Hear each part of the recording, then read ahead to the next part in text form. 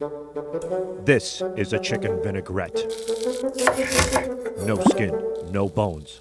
A gastronomic delicacy made with the help of my friend and stand-up comic, the amazing Tammy Pescatelli. Mamma mia. She was kind enough to put up with me for a few more minutes to talk comedy.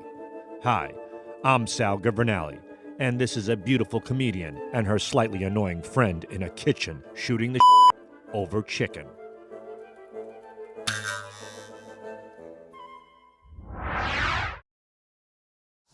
Hey, it's Sal Governale, Big Meals, Small Places, and I'm enjoying Tammy Pescatelli's Italian chicken dish. It is so good. I'm glad you like it. I absolutely love it. It's delicious. It was necessity.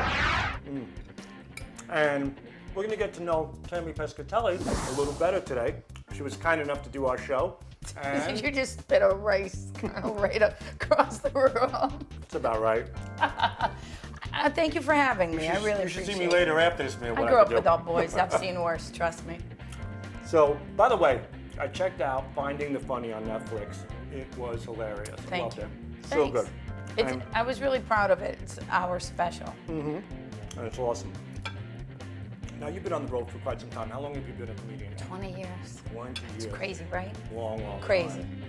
And over the 20 years, like I know there's sometimes like I'll write a bit and I love it and I crack myself up. And it's hard to make yourself laugh after a while, right? Don't you find yourself becoming a little more desensitized to your writing and stuff like that? You get a little numb to it? Yeah, well, I laugh at ridiculous things now. Right. The stuff that I think is funny in my personal life is not stuff that I would talk. It's like real simple, fall down, jackassy things. Right. You know what I mean?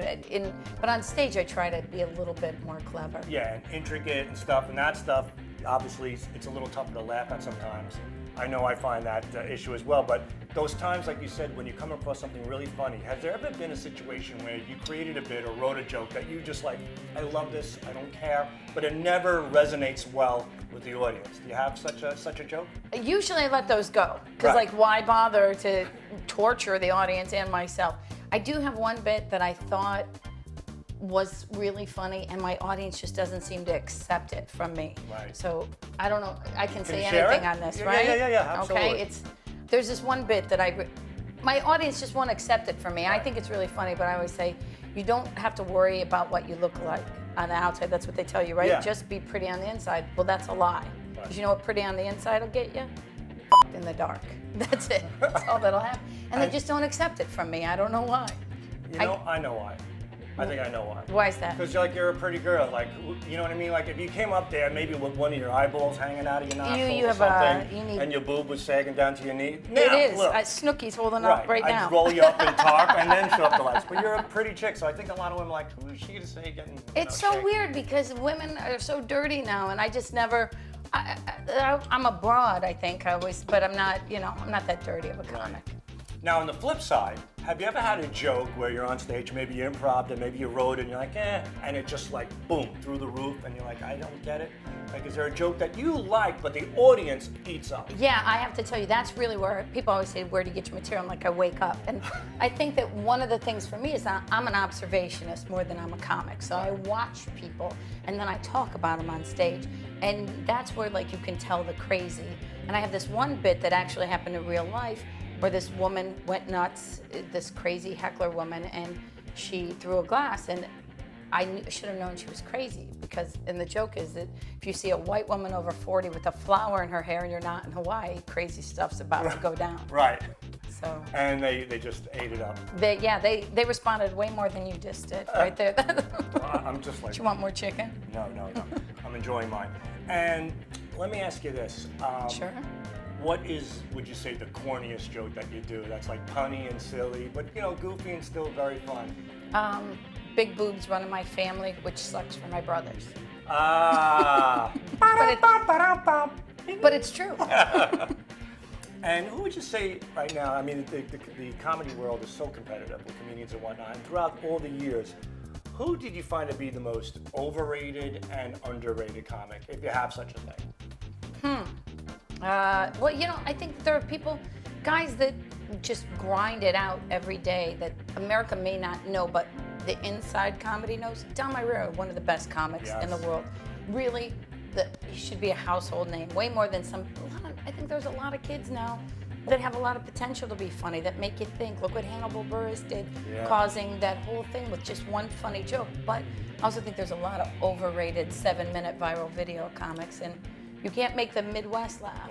Right. That's a good point. It almost seems like these days, YouTube, everybody could be a star now, or everybody thinks they could be a star or a comedian. Yeah. And ironically, with so many great comedians like yourself, who are constantly working, grinding, blood, sweat, and tears, as you guys are providing this stuff in comedy clubs, you get 2 twin babies that are dancing together. That's getting more notoriety, Right. And it's getting more acceptance by the public than hard-working comedians. So that could be frustrating sometimes as well. Yeah, but one time. See, anybody can sell tickets one time to a venue. Right. And then 50% of the audience will come back the second time to see them. Because if you only do, what do the dancing babies have to do in live? They're just dancing babies. And they're like, Right. hey, we saw that for free on YouTube. So then 50% of the audience comes back the next time. They don't like it, then of course, and then that's why you see people cycle in and cycle out. And regular comics like myself, that's why there's no desperation anymore. There's no competition, because the grind is what it is. You just got to keep developing new stuff and, keep moving or Right. stab somebody to get ahead. Who knows? I like the stabbing thing, too. It's too late for me to sleep with anybody to get ahead. And by the way, you talked about somebody will sell out a show like the first time out, right? Mm-hmm. Can you tell me how I can do that? Listen, you can sell out a show. You know that. Thanks. You're loved. I appreciate People that. love you. You know that. Oh, yes. Just ask my wife. Yep. She loves me. Well, No, you she can sell doesn't. I out a love her, show, too. but I just don't know if you can make them come back the second time. You want to I make just us have to sell get them the out. first one full, yeah. As soon as I get the You first can one sell full. it out. You just gotta have material. I have never seen your stand-up. Oh, that's Tell why me, you like me so Tell much. me 2 of your jokes. No, I can't. This is a family show. I just did horrible. Well, let me ask you this. What advice do you have for up-and-coming comedians? Quit now. No. I mean, just really, you have to. You just have to get on stage. I really believe in the 10,000 hours theory. I think that if you're in the first couple years and you have fame, then you're not famous for your stand-up. You're famous for acting or movies or something else. So if you want to be a stand-up, you got to really just keep getting on stage, keep pushing it through, and go places that aren't safe. You have to go to Omaha, Nebraska. Right. Because if that guy who works about in Detroit? Omaha, Detroit is tough. Well, Not first safe. you got to get through the streets of Detroit to get to stage. They shoot The Walking Dead there with no Right. costumes. It's horrible there. in Do you Detroit. know, I had one of my worst jokes. It's funny. When I went to Detroit, I did a show in Detroit, and I was writing a joke on the plane because there's a lot of African Americans in Detroit, and we do comedy about whatever, edgy, racy comedy from time to time. So I wrote this joke on the plane that I thought was going to kill.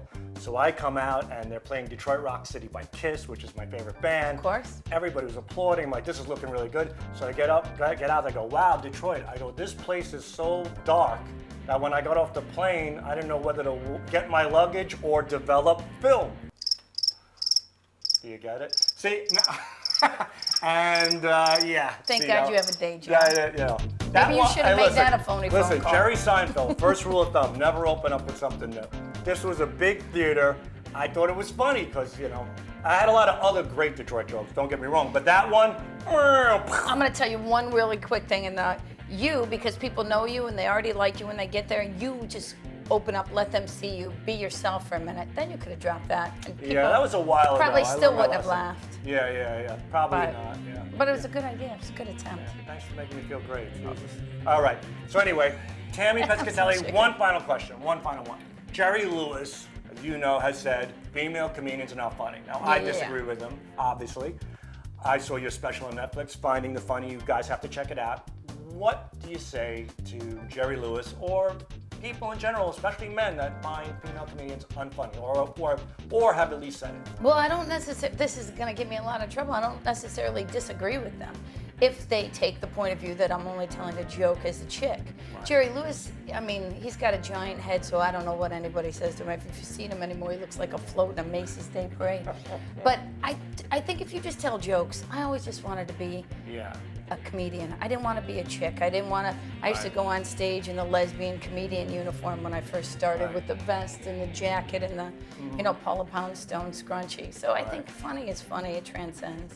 And do you find as a female comedian, do you find that some female comedians... We're in bonus questions now. Well, yeah, Is bonus. this the bonus round? Yes, it is. Take off the S for savings.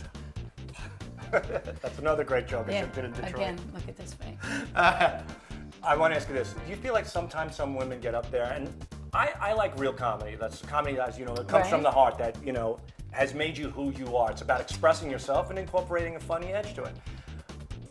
Sometimes I'll see a comedian, a female comedian on stage, and she'll say something like really over the top, really gross, and you can just tell it's not from her. Do you find that some female comedians take that gross, edgy shortcut to be more like some of the edgy, funny male comedians? Well, here's what I think. I think that there's been recently some women that did that kind of stuff, and they got famous because of it. Right. That was their shtick, if you will. Yeah. So then it's natural that other young comics, females included, would look up to those women and take their styling. My styling was always, I liked comics that just had a sarcastic delivery. I grew up in a busting house where we would crack on everybody, and whatever was your flaw was your nickname. And, I have a brother that has a crooked eye, and he's Uncle Cockeye to my son to this day. Like, it's that kind of... Oh, he'll be on the next episode, by the way, Uncle Cockeye. Yeah, and then you should see Uncle Baywatch. He'll be here later, too.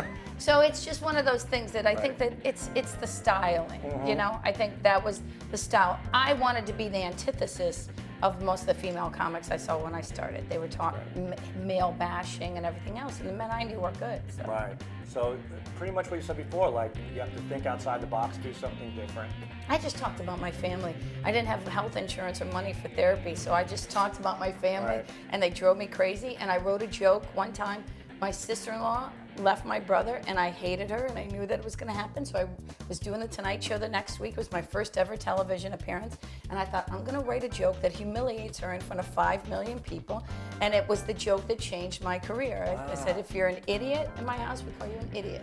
If you're a dirtbag, we call you a dirtbag. If you're a whore, we call you my brother's wife. Oh. And that resonated with people, and that's it. Great. But it was the truest joke I had ever written. That's awesome. Very good. Tammy Pescatelli, hilarious, beautiful. Check her out on Netflix, Finding the Funny. Thank you so much for your great dish and for your wisdom and for everything. No, do the top. This way. So, this way first. Oh, okay. Wait, which way again? I gotta do. Now, isn't that like a sign of the cross one? Stop. No one said I had to take this. Where you This going? is disgusting. I can't. I did everything I could. I cooked the chicken, and I did all that I could. I stayed extra for the thing, and then you got to try to kiss me? That's ridiculous. Cosby. Cosby. Now I feel important.